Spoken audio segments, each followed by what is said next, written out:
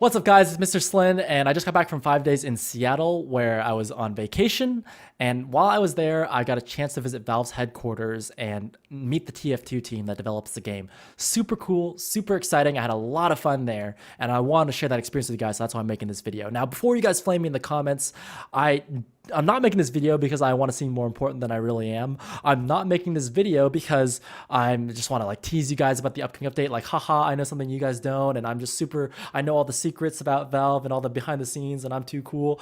That's not it at all. I have a YouTube channel, I have a Twitch channel. I'm gonna get asked this question in my Discord. People are gonna ask me like, hey, how was it like visiting Valve? And I just wanna share that experience with you guys because I had a genuinely good time. And I wanna tell you guys as much about it as I possibly can. I don't wanna make the video too long because there's no point in doing that, but like, it was just a really good time, and I want to share as much as I can with you guys. I did not sign an NDA, a non-disclosure agreement. They cannot sue me to the ground for telling you about this stuff. And I did see the update, so I could tell you guys all that stuff, but like, I don't want to betray their trust. I told them I wouldn't tell you guys anything. And also, you guys are literally, like, the update's literally around the corner. You guys are going to get a chance to play and try it out for yourself and experience it and see it with your own eyes.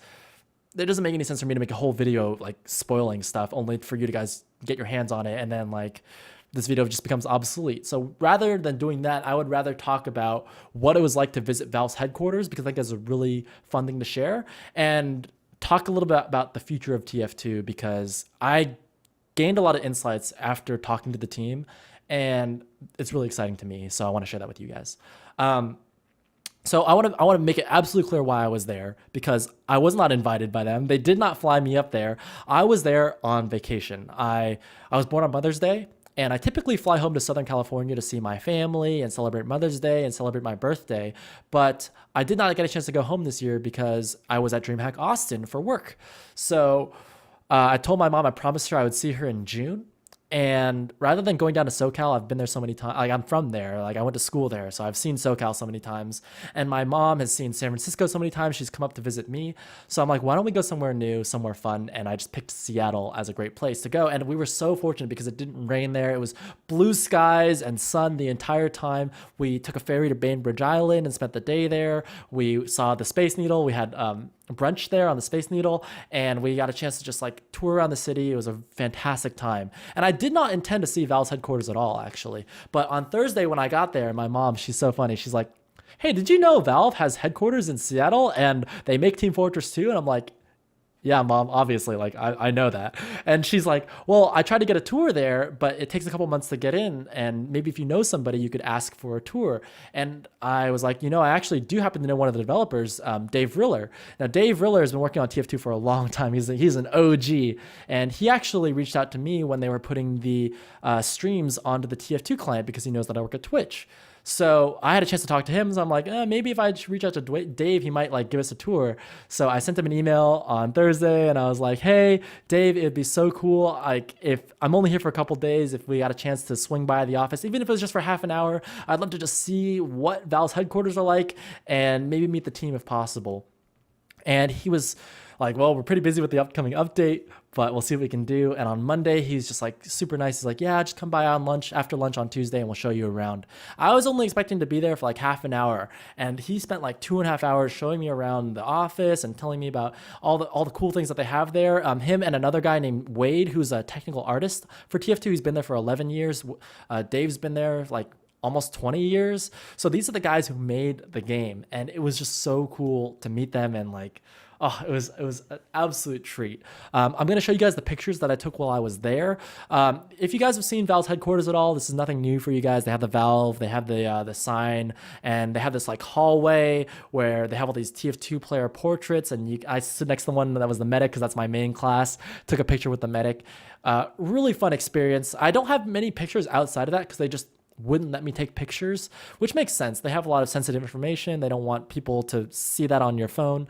So I couldn't take those pictures. But honestly, it's an office. There's nothing to take pictures of anyways. If you've seen an office before, it's an office. They're there to do work.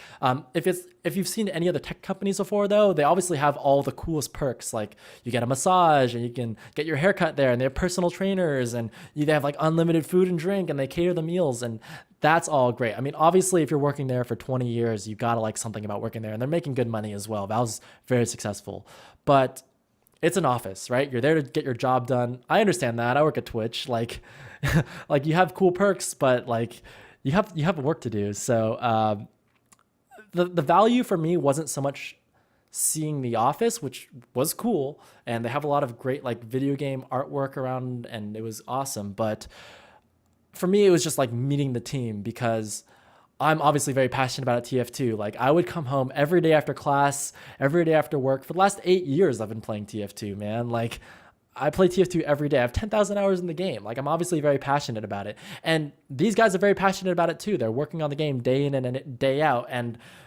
it's just cool to have a chance to meet them and shake their hand and be like, wow, like you're Dave. Like I've actually talked to you before. And Wade, well, it's so great to meet you. And Eric Smith, like, you sent me an email when I got my community metagun. Like I just got a chance to meet all these really cool people that were just super nice and friendly and pick their brains about TF2. I tried to ask the hardest hitting questions that I could. Like, if there's a Team Fortress 3 coming out in 10 years, are you going to keep your backpack? Is that transferable? Or, you have this economy in Team Fortress 2. What's going to happen to it? And like the TF2 hats that have gone into Portal 2, they didn't have a good answer for me there. I asked about like class balancing, and like Eric Smith identifies as a pyro main and I identify as a medic main. How important is it to make all the classes evenly balanced? And they said like, people are attached to their classes, so that makes sense to balance those classes as best they can. And it also makes sense that, you're more attached to the classes than you are to the specific weapons. So you got to take all those things into consideration. But Dave was a master, and I'm not giving him a hard time here when I say this, but I feel like he was a master of giving me a satisfying answer without actually saying anything, like actually saying anything.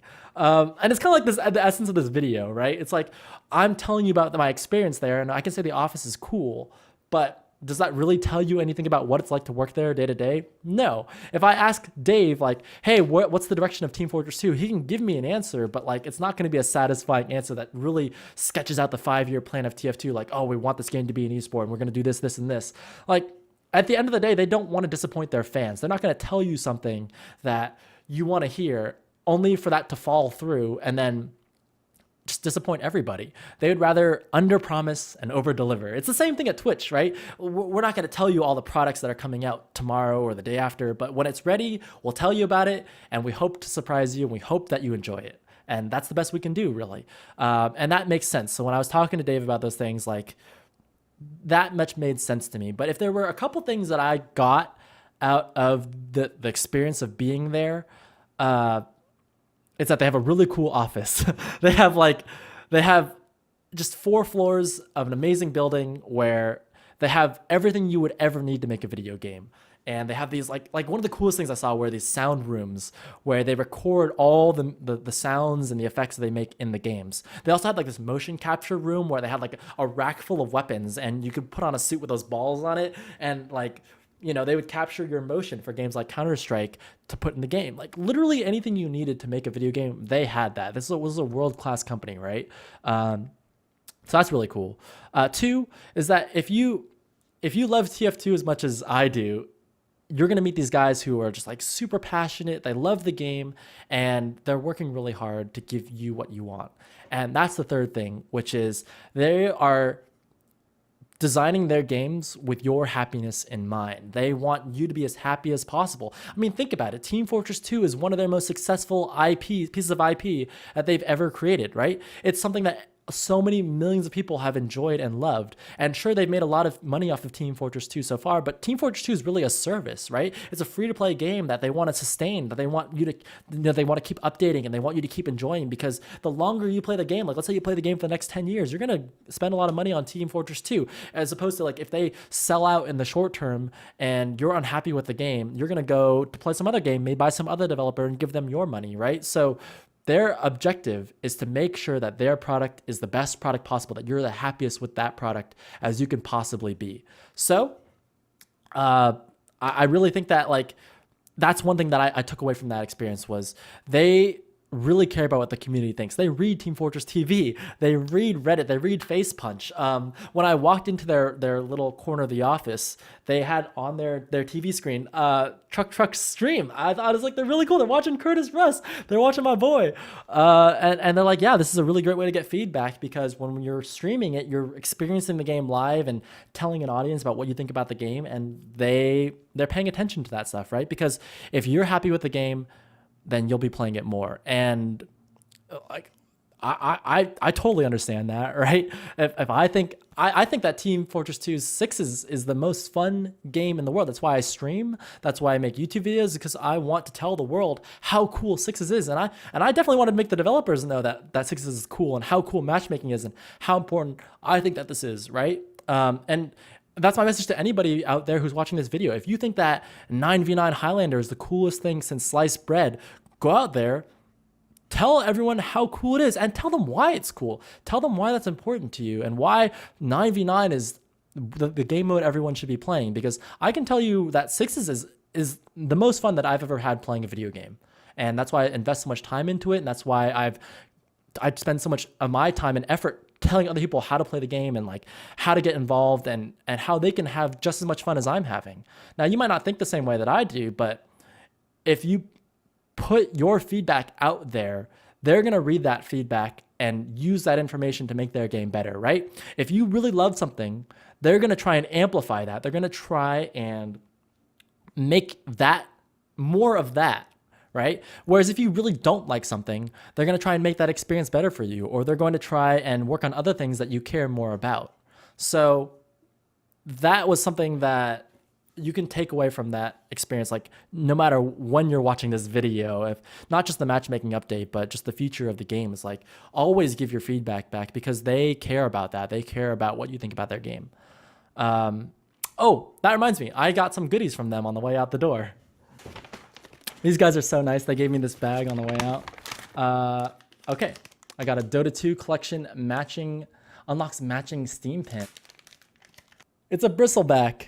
You can't see it that well with my camera. It's a really bad camera, but it's a bristleback pin, and there's a code on it. Nice. I got a red sticker.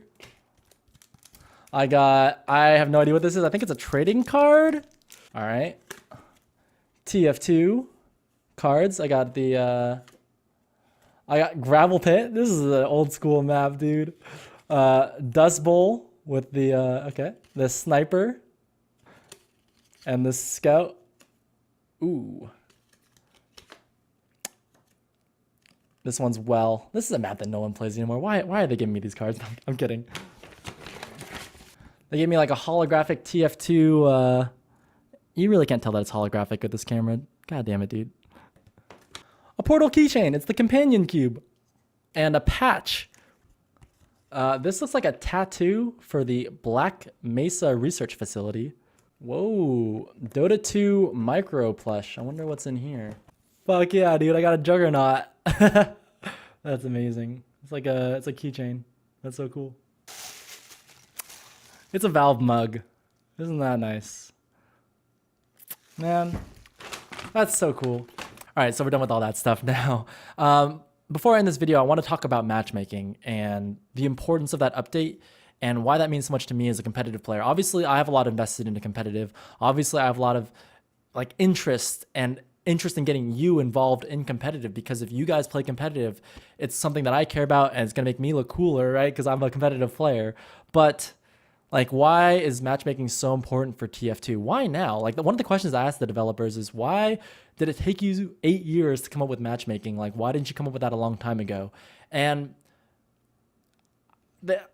I'm not going to put words in their mouth as far as why they're coming up with matchmaking now of all times, but I suspect that they've saw the success of matchmaking in esports and Dota and in Counter-Strike and in other games, and they're like, look, Team Fortress 2 has this competitive community that's been pushing the game for so long. We have a chance to really get behind that and to make that better and to amplify that and make the experience better for everybody. So the fact that they are putting so much effort and time into developing this system for us, the community, is so freaking cool. And like I said before, if you tell them that this is really cool and that you want more of this, they're going to put more of their time and effort and energy into developing the system and making it even better, even cooler for us. Whereas if you tell them, hey, honestly, I prefer the old version of TF2. I prefer casual TF2. I don't like this whole competitive ranked thing. Why are we doing this? That's feedback they'll take back too, right? But for me personally, this is something that I've wanted for a very long time. I told them, like, look, I would come home after work and I play my scrims and I play my pickup games. And then after that, I really have nothing to do. I play surf mod. Like, I just kind of hang out and stream as much TF2 as I can, but there's really not that much to do in the game. If I had some sort of number to grind for, if I had some sort of ranking that I could just play for, even if the number doesn't mean anything at all, if there was like 1,000,000 ranks, I would try and go for rank 1,000,000 because that just gives me something to do in the game.